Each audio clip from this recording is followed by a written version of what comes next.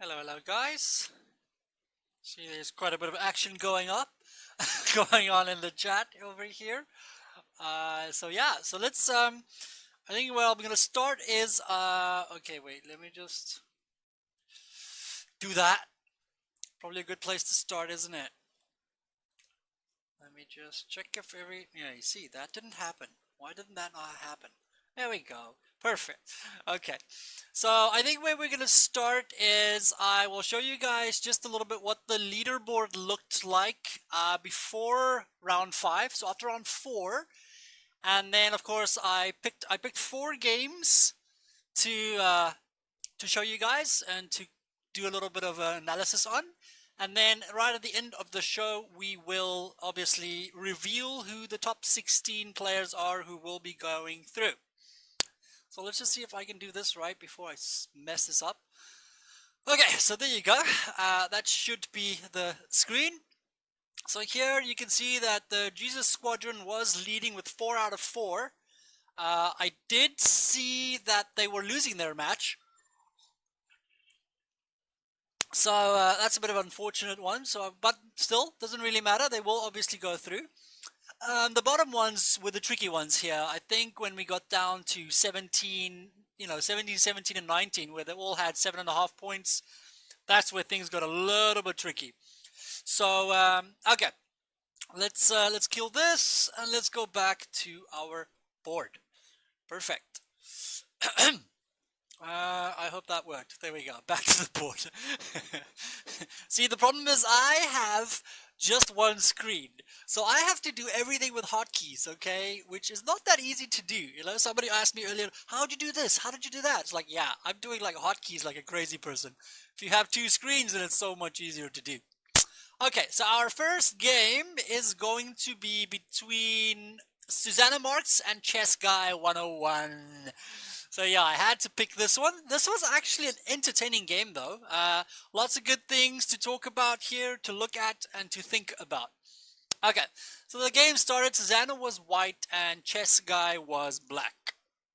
Okay, so played d4 and d5, and we have this early bishop f5 line. Now, personally, I don't particularly like this kind of stuff because I do feel that white can get quite a quick attack on the following 2 squares. Okay, I have shown where getting your queen to this square can be quite effective in these lines.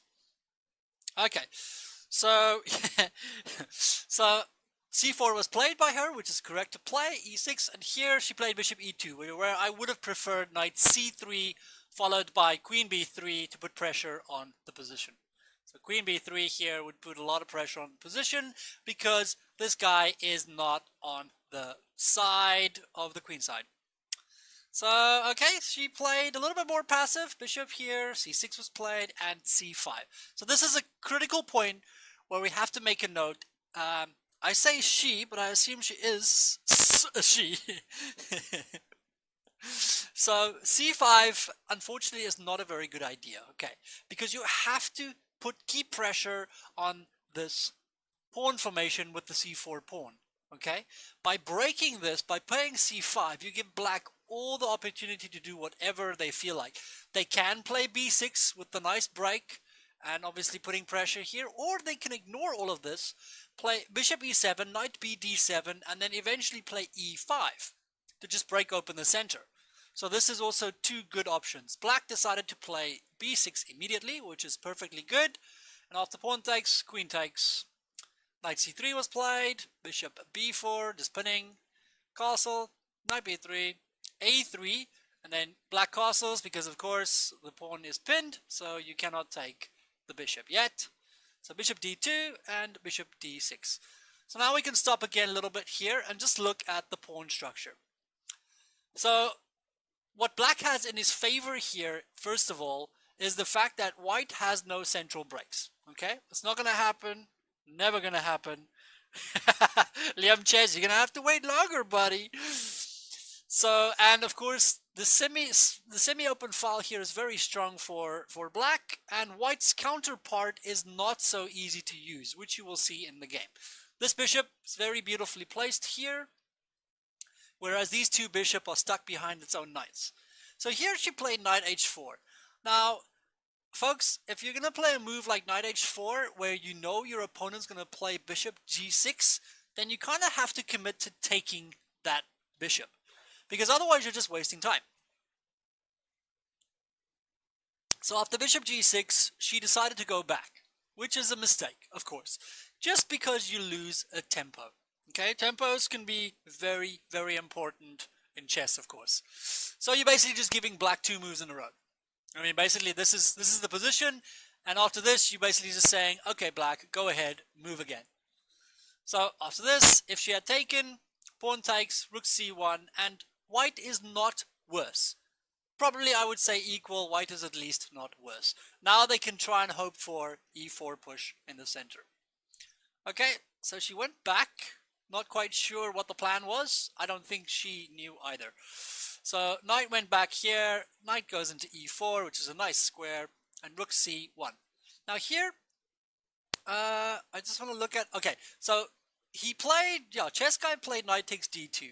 Now, it doesn't make sense for you to trade off your really nice knight for this really crappy bishop, okay? So just something to think about, that, why trade off this knight? You could have just played c5 straight away, and let's say if knight c3, you can take now, because now you get to have this beautiful pawn formation, and the white squares become your big thing. Check out this. There, knight goes here, there, and of course now you just have complete control, and there's nothing he can do about stopping you from playing on the queen side. Okay, so that would have just been a slightly better idea for black to play.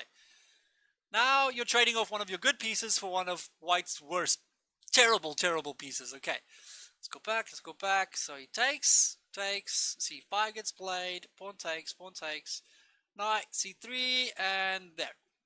Okay, so of course knight c3 was the threat, was to play here. I just want to go back. I think I missed something quickly. Here, yes.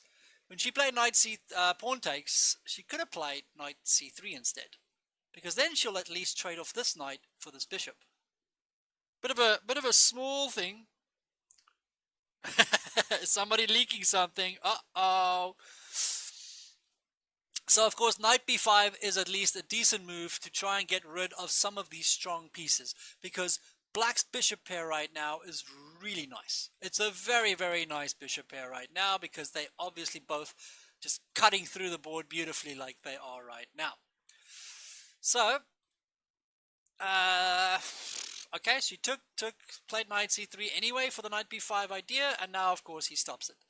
Now she plays h3, not quite sure why, and the pressure starts building. So b2 is the target. Here she played knight d1, pretty much the only move to continue on here with. And then here again, Mr. Chess Guy, you missed your chance to really put pressure on the position. And this is something that, in my the Road to GM shows that I've been doing, coffee, shows that I've been doing, I have been looking at a lot of pawn structure, okay? Because the pawn structure gives you a really good idea of what you would like to achieve in the game. So here, if you look at the white squares is definitely the big target here for black, okay? So a move like c4 is very, very beautiful, because now the knight has this fantastic idea of just coming to one of these white squares, even obviously to d3 as well. And this really puts white's position under a lot of pressure.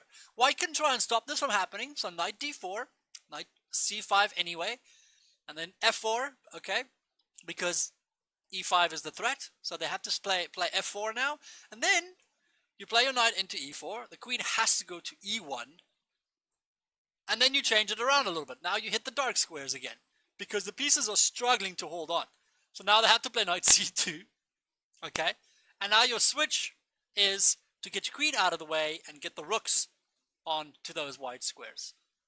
Eventually, white's position has to crack, because this bishop is bad, these two knights are terrible as well, and of course the rooks are not even protecting each other, and the queen is stuck on the back rank as well. So it would have been a really, really nice idea to play c4 and knight c5. Okay, but of course knight e5 is not terrible. C4 was played. This was all perfectly played. And then okay, rook B3, of course, rook B1, sorry. Um, this move just loses on the spot.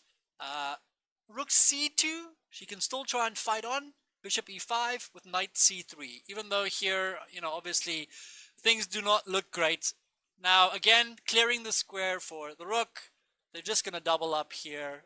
You're probably going to create an Alekhine gun here and put the two rooks and the queen on the B file, and eventually something has to crack.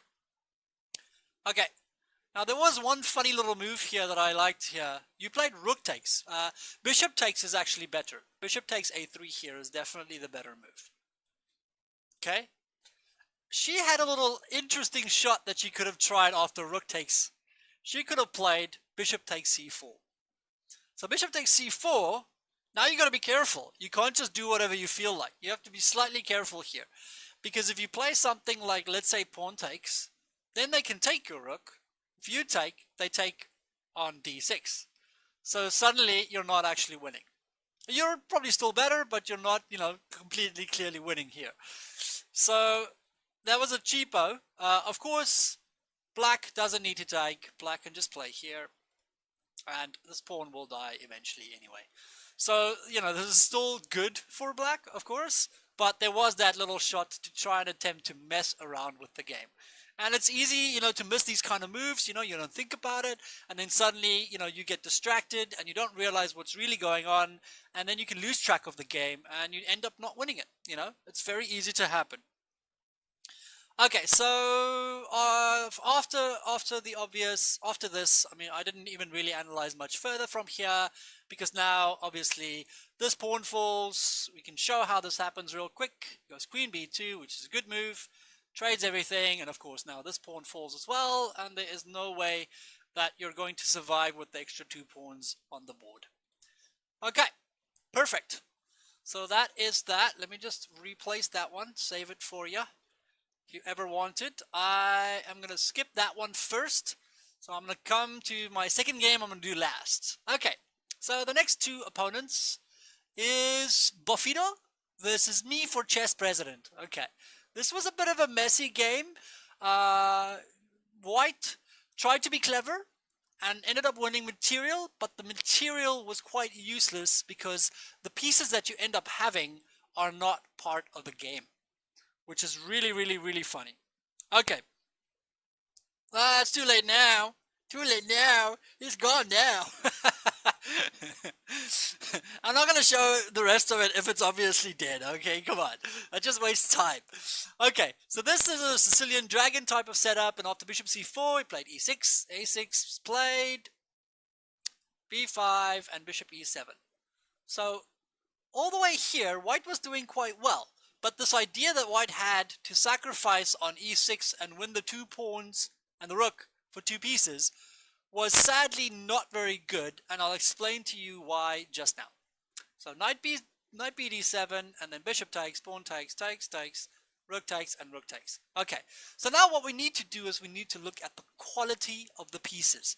Okay, white does have 2 pawns and a rook versus 2 pieces. Okay, but the problem is that the rooks are stuck behind pawns, so they're not playing the game here. Whereas these pieces, look at these bad guys, they're all playing the game here. Okay, so the following moves from black is really, really nice. He plays, after bishop e3, plays d5, opens up the position. So now this queen has the ideas of coming this way, of course. f4 is a really nice square for a knight as well now. And of course, he just opens up his bishop on this diagonal as well. Perfect type of idea. White should have played, he should have just, cringed his teeth and played e5 and hope to try and keep things closed until he can obviously open up the position for his rooks. Okay, so, so here he took the pawn, and after knight takes, now you can suddenly see that every piece here is going to come into the game. This bishop can come here to attack. This bishop's already attacking here, which is fantastic. The queen can obviously just swing around to this side of the board. This rook can come into the play anywhere it wants to. So from here, white is kind of just lost. He plays bishop d2, for no apparent reason. I mean, why do we care? You know, if you want to trade off your good pieces for my crappy pieces, then please go ahead. So this is probably the final mistake here, even though I do think that black is probably better already. White should play something like queen d2 and try and obviously get his rooks into the game next. Okay, so after bishop d2, bishop d6, obviously aiming at h2. Play c4. I mean, you know, thanks for helping us. You know, you wanted to move the knight to the square anyway, so that kind of just helps the opponent. So knight f4, and now he missed the idea. He played bishop c3, and he missed all the pressure that is on f3. Okay, so there is currently 2 defenders and 2 attackers, but of course we can remove one of the defenders. That is a tactic, remove the defender, and then of course have a big fat fork on f3. So knight takes g2, very nice move, perfectly played by me for chess president, and after this just falls apart really quickly. He tries to save himself by moving his knight to g5, and then the following move is even prettier than the previous sacrifice. He just gets rid of all of the pawns in front of this poor king. Poor king now doesn't have much of a choice, has to take, and now the queen swings over to h6, knight plays here, and rook f3. So of course, mate just follows now. In the best idea for white would have been to sacrifice his queen, but naturally he is dying anyway. Okay, so let me just show you the last. He played rook here, but it doesn't work because of course now he just gets mated. And that's that. It's actually quite a nice game there from black. You know, as soon as he started seeing his activity with these pieces, he was just focused on attacking on the king side, and he did it with flawless skill. Well done. Well done. Okay, let me just replace that one as well and save it. Next up, I went down a little bit more down to the bottom of the guys. Okay, what MFCP? Who's MFCP? Like a 2200. yeah, Liam, you just want the results. You just want to know who the teams are, huh?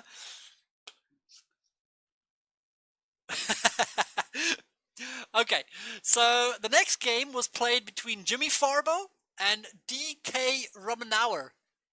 I hope I'm saying that decently okay. So these were from the lower rated guys, but still actually a very instructive game. From an opening point of view, I feel this is a very instructive game. Okay, so e4, e5, d4. Okay, so we have a bit of a gambit. Pawn takes, c3, pawn takes, and he keeps going. Plays knight f3. Okay, so the best move here is actually bishop c4, which after this, white actually has quite a nice attack on the king side, and black has to be very careful. Pretty much the only move for black to survive this is to play d5 and give up a pawn as well. Otherwise, he's going to get himself into a lot of trouble very quickly.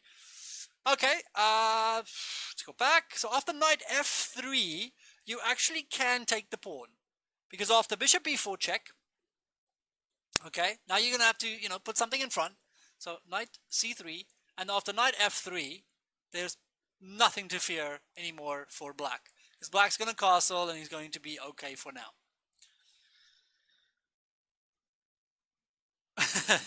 just checking up on the chat as well. Guys are going nuts. It's all fun and games.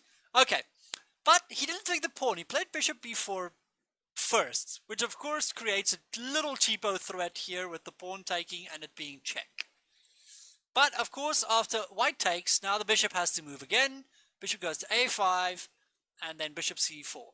Here, black makes a big mistake. He plays knight f6. Had he played knight e7, he would actually be perfectly okay. Now, if he plays knight g5 with the obvious threats on f7, and of course if you castle, let me just see if I put that move in there. If you castle, then of course queen h5 starts to crush you. Now you have some big problems. After here, he takes here, and you're going to have to lose a rook. You have to sacrifice the rook here. You don't have much of a choice. So this is just losing for black, of course.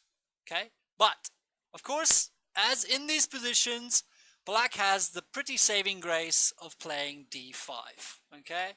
Blocking the bishop's diagonal, and then afterwards you can castle perfectly safe. So a variation would go something like, oh, I didn't even put anything in here. No, I didn't.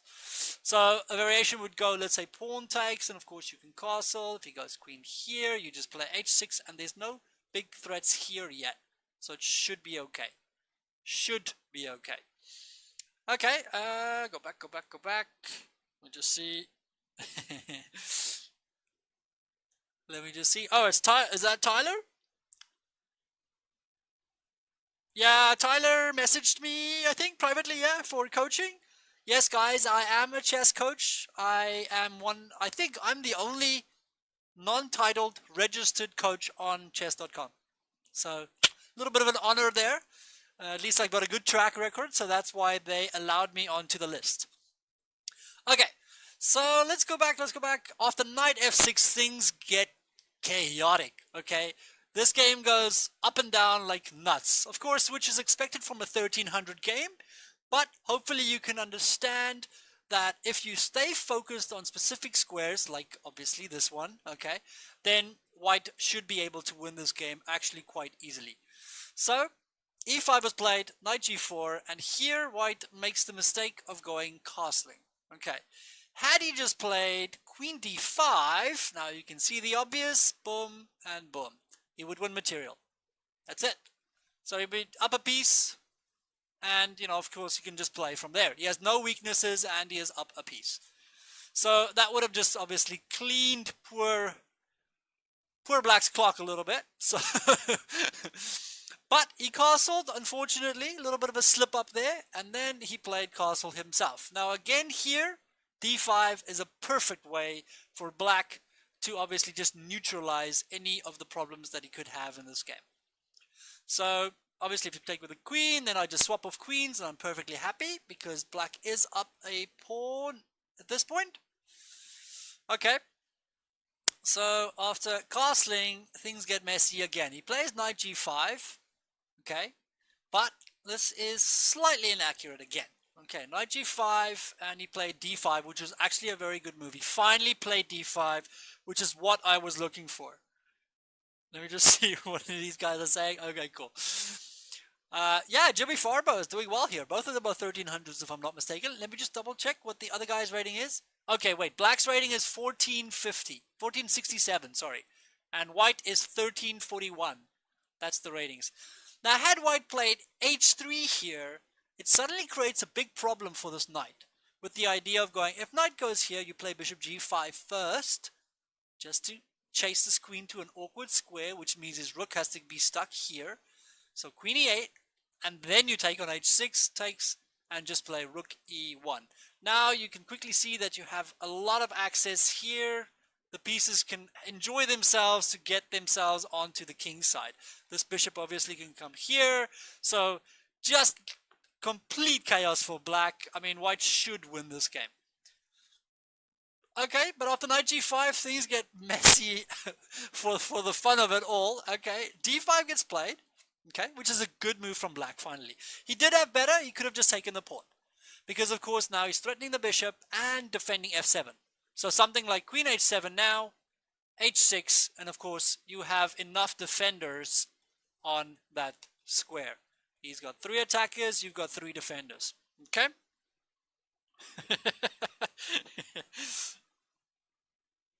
Yeah, okay, Liam Chess. We'll see you later, buddy. You know what? Just let me know when Liam Chess is not here. Then we'll do the announcement, and then we'll go back to the show. How's that? Just to mess with him. Okay, so knight takes e5 was definitely possible here. But d5 is a good move as well for Black. So he takes the pawn, and he plays c6. This is a bit messy again. Things get ugly very quickly. Okay, watch this now. Okay, so after c6, bishop takes f7. Okay, wacky, love it. Rook takes, queen takes, and bishop takes. And then he plays e6, of all things. I love it. It's just like, huh? What? What are we doing here? Why not just take the rook, man? No, e6. Okay. Now, e6 is sadly a bit of a blunder. Black finds the correct move, of course. He plays rook f3, f5, sorry. Attacking the knight now. He's got two attackers. And now white decides that, he wants to save his pawn, so he plays knight f7. But knight f7 is a big blunder, unfortunately. Should have just dropped back with a knight. Let's say knight f3, lose the pawn on e6, and then he's just down 2 pawns or something, isn't he? No, he's still... Is he really that far down? Ouch. Okay, he's down a piece as well, isn't he? Yeah, okay, this is tragic. It's tragic. Okay, so let me just refresh my chat here. Okay, so he plays knight f7, and black kind of goes astray here. He takes the knight, but he doesn't have to. He can just play bishop e7. And now the knight's trapped. The knight is trapping himself completely here, because bishop takes e6 is just going to happen. You can't play rook e1 because of knight takes f2. I was looking at variations like, let's say, h3, you still play knight takes h2. F2, because if he plays rook takes, then you pin the rook. Uh-oh. Oops. So that doesn't help. If he plays something like bishop a3 to obviously try and divert your bishop, then you just take on e6. He takes you, you take, and he has to go back. And of course, again, we're a piece up. A piece and a piece. Just a piece up. That's it. Okay. So let's go back. So black ends up taking the knight, and after this, white is obviously worse, but white gets a little bit of counterplay. Let me just go back into the chat here. I don't know. I'm not quite sure if you can either. No, you should be able to. Yes, you can. Abby, you can. You can change your Twitch username, because I have done it myself as well. Not quite sure how. Go into your settings. Go into settings and then mess around there. I'm sure you... I know I've changed it myself. So, okay. So white plays. He develops a piece, which is good. Plays bishop f6. Plays knight e4 to attack the bishop pair. Plays bishop e5. And now white starts getting a little bit of counterplay. Now check this out. He plays f4. Bishop goes back to c7. Plays h3. Knight goes back to f6. He plays check. And now the king decides that it is feeling like a little bit of a stroll into enemy territory. Not such a great idea. If black just played king g8, then he just develops his pieces, and obviously the extra piece wins the game easily. But now he goes king g6. Okay, now watch. Unfortunately here, white misses a chance to really put pressure on his opponent. Okay, white misses the chance to play g4, because now you have to note that this is a bit of a trap here. Okay, so we're threatening to play f5 check, and if the king goes to h6, of course, we can just play knight e6 with the discovered check on that king. So, you know, he can get himself checkmated very quickly if he's not careful. So g4 would have been a great move. Sadly, black would have had to take the pawn. That would have been the only way to obviously stop this from happening. And then it's not so clear at all anymore. Now if you look at the material, what, you have 2 pawns and a piece against the rook. So not so great. Equal on material, I still think that black is slightly better, slightly, because his pieces are just going to be much stronger here as well. Okay, but a little bit of a missed opportunity. He plays h4 instead. Now, of course, you don't have to worry about g4 ever. His opponent plays h6, he plays f5, and now the king has to go to h5. So as you can see, this king is just, he's on a roll, man. That king's just going for it now. Are you purple? You're so purple. Okay, so knight e6 get played. He plays bishop check. King goes to h1. And now, which is a little bit sad, black should just take the pawn. I mean, why not? Just take it. After bishop, the knight, sorry. And then after knight a6, of course, he's just going to play rook e6, knight c5, c7, and I wanted to go c5 either way.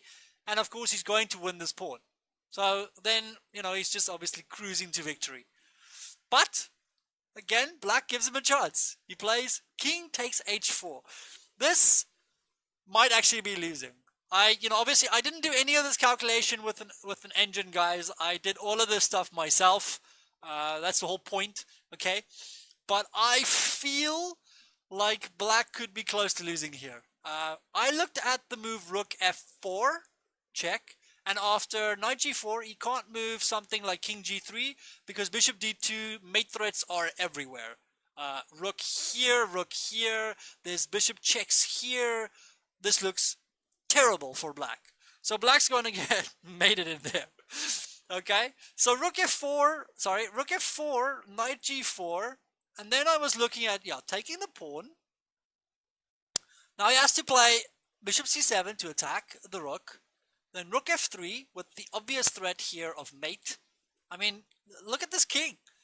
Then knight there to give himself an escape square to g4. But after rook check, king here, rook takes h6. I just didn't like the position for black anymore. His king is still looking very awkward. He has to be careful of ideas of us obviously just winning pawns. So like if he takes, let's say here, can we just take back, or do we have any checks before we do? Okay, take. Apparently the computer's, well, I mean, just in the background, this thing is suggesting to play there, but that looks stupid. So takes, and can we play maybe here? Then we can win this pawn.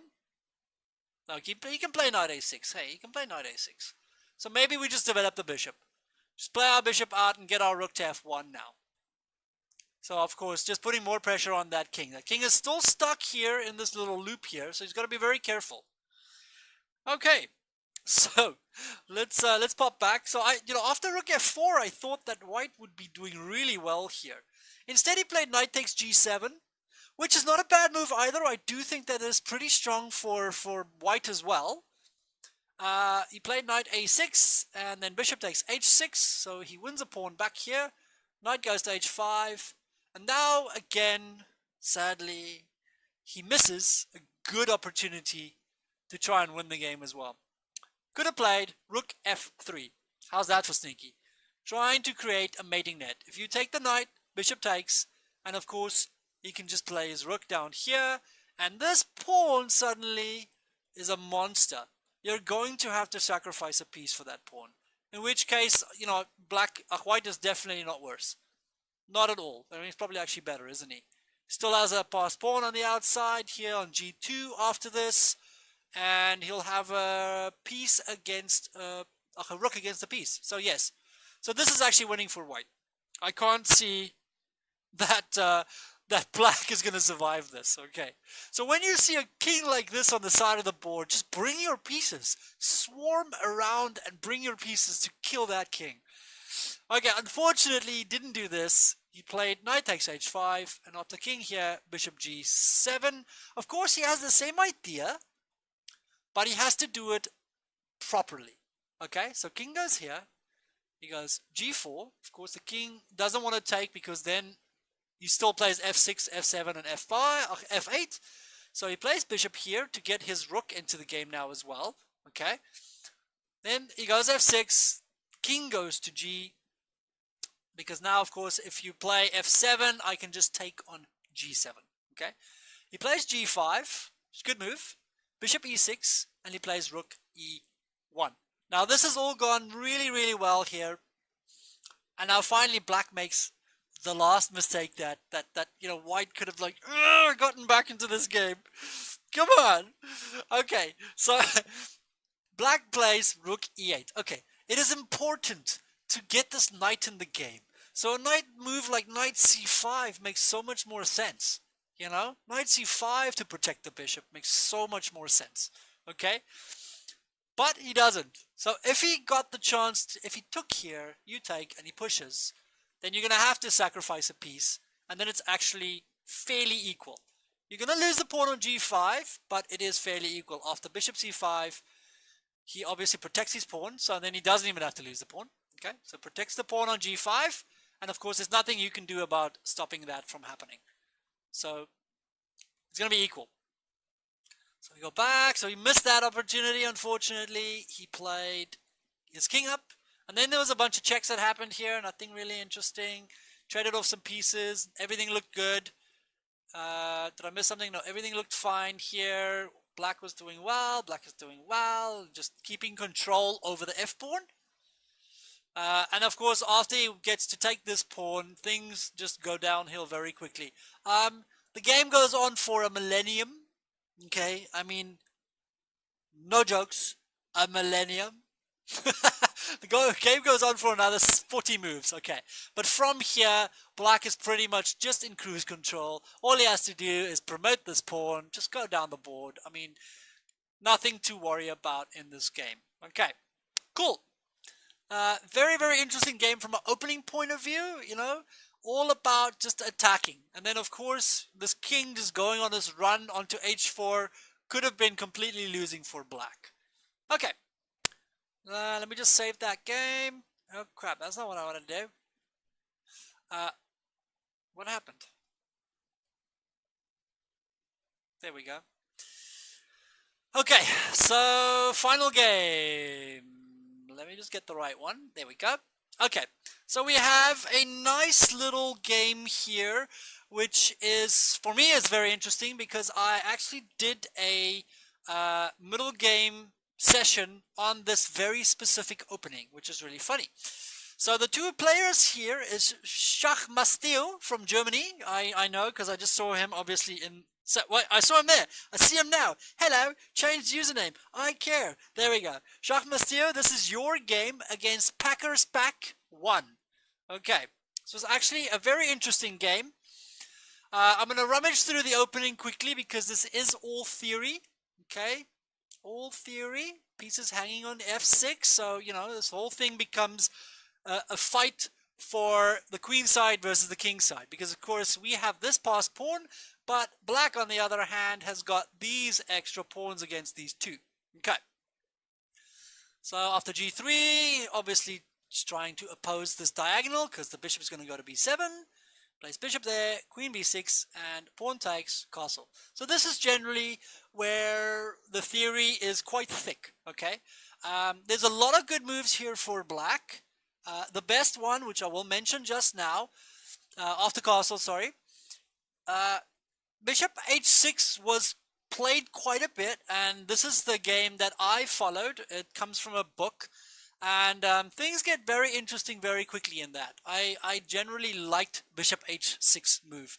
The computer, I have seen before that the computer does not like Bishop h6, but of course he's a computer. Who gives a crap about what he thinks? Because we're not computers, are we?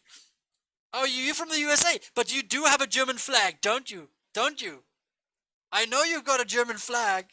Or did I see it wrong? No, you do have a German flag. I know you do. So don't even come with that nonsense. Okay, but here the best move is knight e5. Immediately taking control of the d3 square with his knight. Okay? It's important to play this move immediately because otherwise your opponent can stop you from doing this, or he just gets extra time, obviously, to, you know, knock that knight away there with a bishop. Okay, moves go bishop e3, c5, and now, of course, you know, perfectly good position for black. You still can't take here. Okay, but this was played in the game, c5 immediately. Okay. So d5 is played, which is correct for white. Very good move. b4 is played by black, which is also a very good move. Knight goes to a4, perfectly played.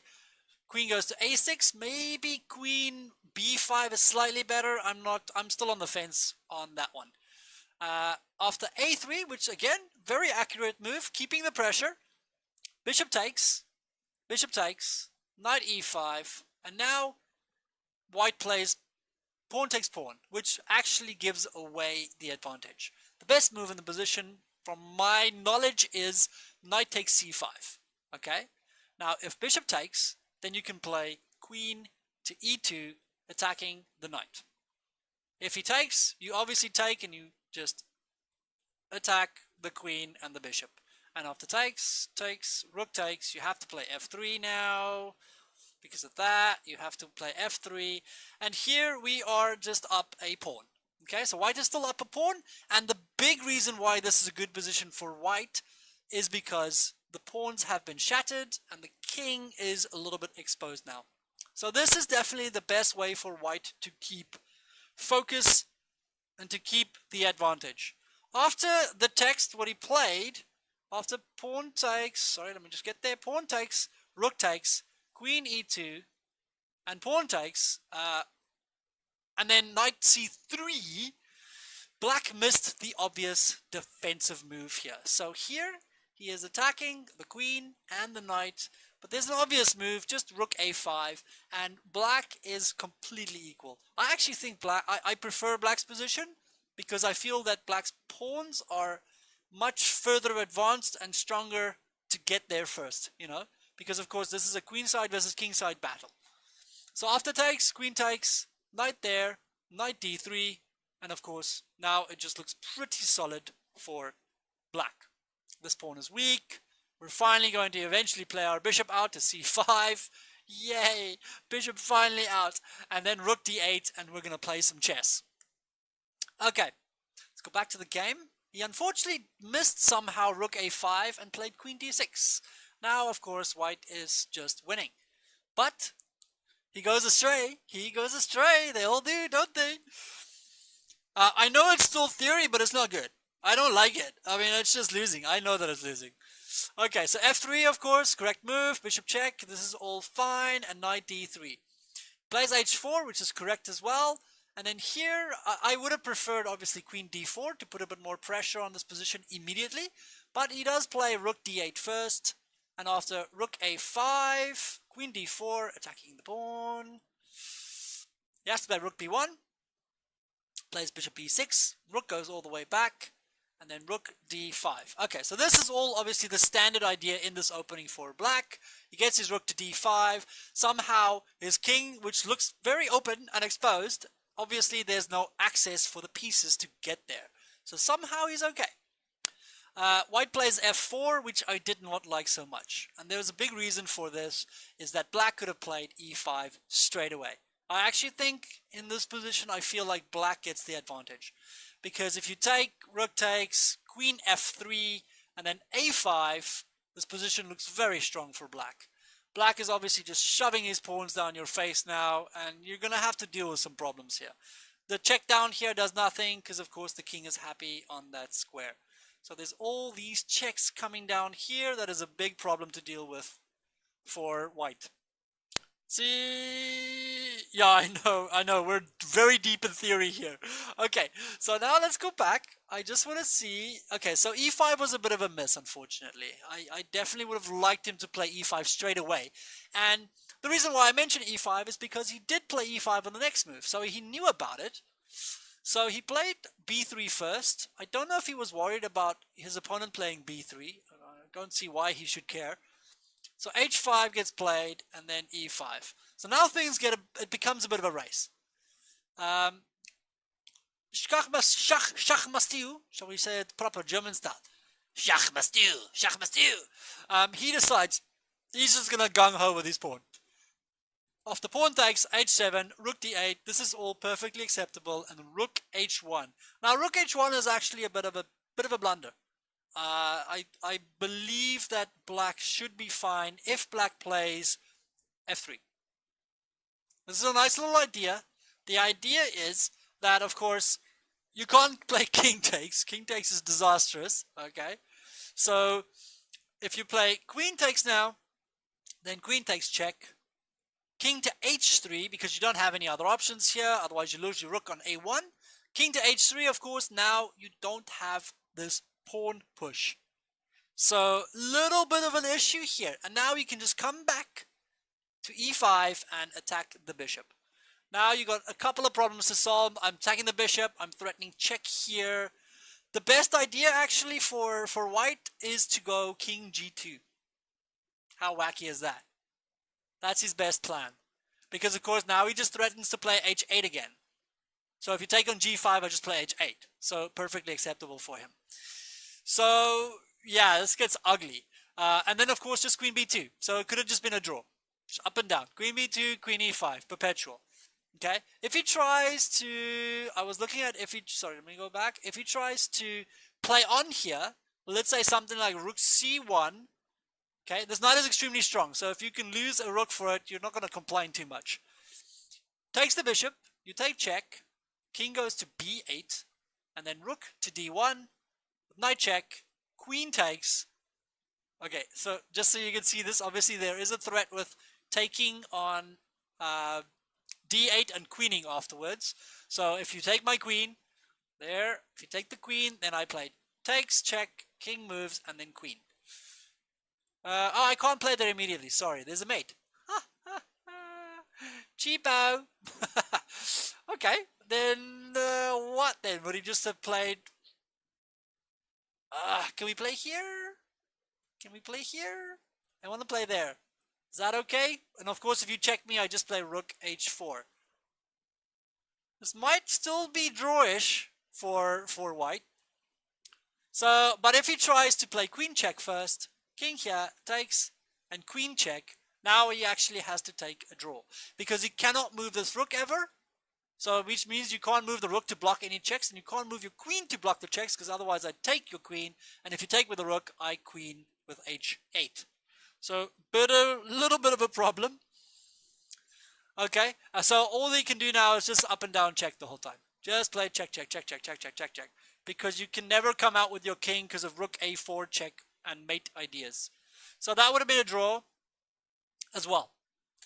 So after this move, f3, which was missed by black, f3 would definitely at least draw the game for black. Okay, but he plays queen e4 check. Queen goes there, takes, takes, and he plays knight e5 check with the idea of knight g6. Now here, yeah, again, here things go a little bit haywire. He plays king e2. Why he doesn't play king e4, I'm not quite sure. I mean, doesn't it make complete sense? You just attack the knight. Of course, if the knight moves here now, then you just take back the pawn, and you're perfectly happy, aren't you? This pawn is still very strong. Your king is completely safe now. No issues in the game. Now, by the way he played it, king e2, f3, king f1. Now, what he missed is that he has this great idea of always putting pressure with that mate threat. How does this work? He could have played knight g6, and he played rook c1, could have played king there, and of course, after rook h6, he can play c3, because the rook can't take, because it's still mate on d1. Beautiful little mating idea on d1. So he can't take. So now what does he do? B takes, then just getting his bishop out of the way, okay, with the idea of helping the pawn, just so you can see it, okay. After rook here, he just gets his king out of the way, of course, still can't take the pawn. And now what? Now he's just going to play a5, a4, and counterattack with those two strong pawns. It becomes a huge issue very quickly. So black could have actually fought back here. I still think white is slightly better here, of course, but black could have definitely fought back here quite nicely. Okay, so let's go all the way back. Let me just see the finish here. Let you just see the finish. He doesn't find the move, and after this, f7. Now, of course, the two pawns cannot be stopped. Bishop can either go to f6 or to h6 to promote one of the pawns. So he played there, and of course, eventually queens. And that was it. That was the game. Perfect. Let me just save that one as well. It was a really nice game in the end anyway. You know, it was a messy game. This opening line, the theory is quite deep. I do think it does, obviously is better for white. Black has yet to find anything to really say that he can play this and try for a win. So a bit of a theoretical battle there in the not so pro chess league between two big guns. I like the two big guns. Good game, guys. Okay, now, should I do it? Or should I just say this is over now? Where's Liam Chess? Where's Liam Chess? I'm going to just say, no, it's cool. We won't reveal anything now. We'll just say goodbye. I want Liam Chess to suffer. I want him to suffer. Okay, I won't be mean. Okay, let us reveal quickly the list of the 16 teams that have gone through to the playoffs. There we go. I think it's on. Is it on? Can you all see it? Yeah, I think he left. Okay, so here you go. Here's the list. As you can see, the Jesus Squadron, they did lose the round 5, so they did relinquish their number 1 spot to the 4 Knights. And yeah, there's the whole group of people, not so average Joes, managed to pip in there into the 16th spot. So well done. Bad luck there for the unstoppable checkmaters, and well, they were definitely the closest after that. So unfortunately, they didn't make it. To the teams, obviously, who did make it, well done. And hopefully, yeah, of course, we'll have more shows as the matches now continue. It'll also be a bit easier to do more games on the matches, etc., etc. So yeah, I was still negotiating about possibly having matches at the same time, because then I could stream it live as well. So this is something that you guys can maybe think about still. Maybe you guys can organize with your opponents that you play all the games at the same time, just like they do in the Pro Chess League, and I would be happily to make myself available to stream it live. Anyway, that is that then. So thank you guys for popping into the show. If you guys haven't seen my Who's That GM show, it's a quick one. It's only 11 minutes long. It's really funny. And, obviously, oh, that's a dog. Obviously, I want you guys to just put that movie, that little video everywhere, because I want Simon Williams to see it. That is my goal. I want Simon Williams to see it, because hopefully he will react to it, and that'll just help me to get more famous. You. Okay, guys. Thank you so much. I will see you guys. I might still do a little bit of Moby Dick white whale hunting later today, but I'll see how I feel. I am quite tired. So thanks for kicking it. Thanks for kicking it with me, guys. I'll see you guys next week for another show probably on Tuesday. I will do it on Tuesdays. I just kind of kicked this one back because we were a little bit unorganized.